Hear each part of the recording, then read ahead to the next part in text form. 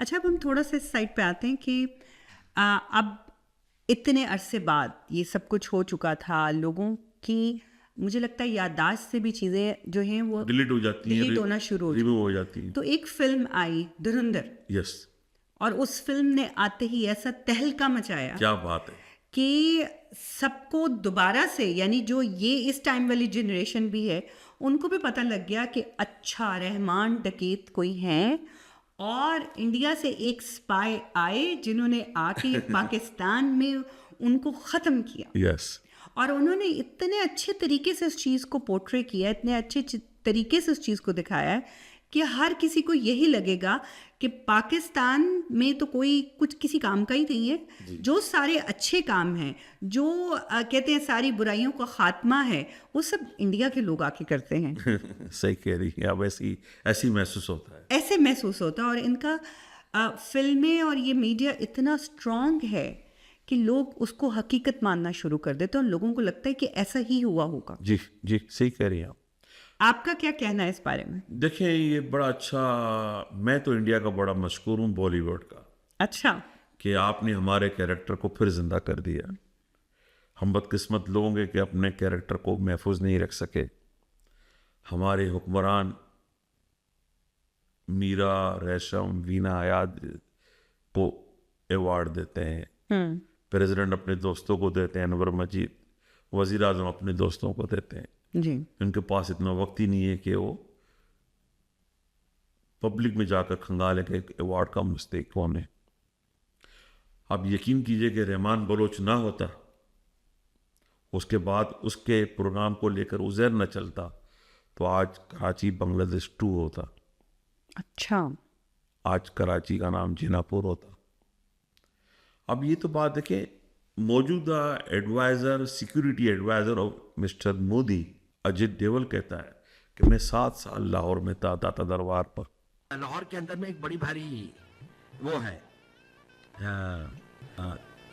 औलिया की एक मज़ार है जिसपे बहुत सारे लोग आते हैं। तो नेचुरली मैं, क्योंकि एक मुस्लिम उसमें रहता था और उसके साथ में रहता था, तो मैं आज तक हमारी हुकूमत या हमारी वजारत खारजा उस बयान को लेकर यूनाइटेड नेशन में नहीं गई। वो क्लियर कहता है कि मैंने दहशत गर्दी करवाई। हो सकता है कि कराची में आज भी इंडियन जासूस कहते हैं हर मुल्क में हर मुल्क के जासूस होते हैं। होते हैं। मैं आपको 2-3 बातें बताऊंगा, आप हैरत करेंगी। तो मैं अपने आप को शाबाशी देता हूँ कि Habib, you done a good job. Rahman के साथ मिलकर काम करना ही बड़े हौसले की बात थी।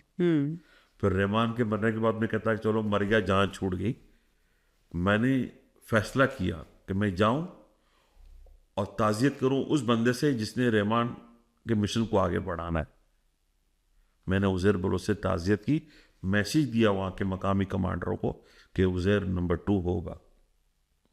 वरना मैं कहता जी रहमान मर गया, सानोखी जो पंजाब के लोग कहते हैं, सानोखी सड़क ही है। लेकिन आई वेंट माई सेल्फ, मिट्टी पाओ।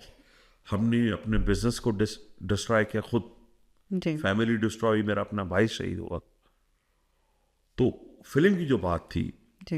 इन्होंने फिल्म बनाकर हम पे एहसान किया, हमारी इस्टेब्लिशमेंट पे, पाकिस्तान पे, कि वो इंडिया किस तरह सोच रहा है। अमेरिका ने एक ज़माने में फिल्में बनाई थी, स्टार वार, आपको याद हो, बिल्कुल। Bionic women, bionic boy, bionic man, $6 million man, बिल्कुल। वो फिल्में बना बना के इन्होंने रशिया कोलैप्स कर दिया। जी। तो ये हमें कोलैप्स करना चाह रहे हैं। जिस मुल्क में हम बैठे हुए हैं, जी। इनकी एजेंसियां मशहूर हैं, M5, M6। इनका एक कैरेक्टर था, याद है आपको? जी बिल्कुल। क्या? James Bond. James Bond. जी। वो एक छोटी सी बंदूक पे, पैन पे बंदूक पे दुनिया तबाह कर रहा है। गाड़ी उसकी उड़ रही है, गाड़ी से मिसाइल निकल रहे हैं, जिसका तस्वुर भी नहीं था उस दौर में। बिल्कुल। दुनिया को इन्होंने डरा के रखा। हाँ जी, लोग समझते हैं वाकई जेम्स बॉन्ड है। मैं समझती होती थी कि जेम्स बॉन्ड एग्जिस्ट करता है और ये करेक्टर नहीं है, ये रियल पर्सन है। एग्जैक्टली। मतलब हमारे दिमाग में इतना इनग्रेव कर दिया जाता है इन इतना चीजों हम इम्प्रेस थे कि हम अमेरिका का नाम सुनते डरते थे कि यार उसकी मिसाइल तुम्हारा बेड़ा गर्क कर बेड़ा गर्क कर दे। लेकिन आपने देखा वियतनाम ने भी उनको भगाया और अफगानिस्तान से भी वो भागे हैं जी। 10 मई के बाद कहानी बदल गई है। हिंदुस्तान के पास अब 2 ही ऑप्शन बचे हैं, जी।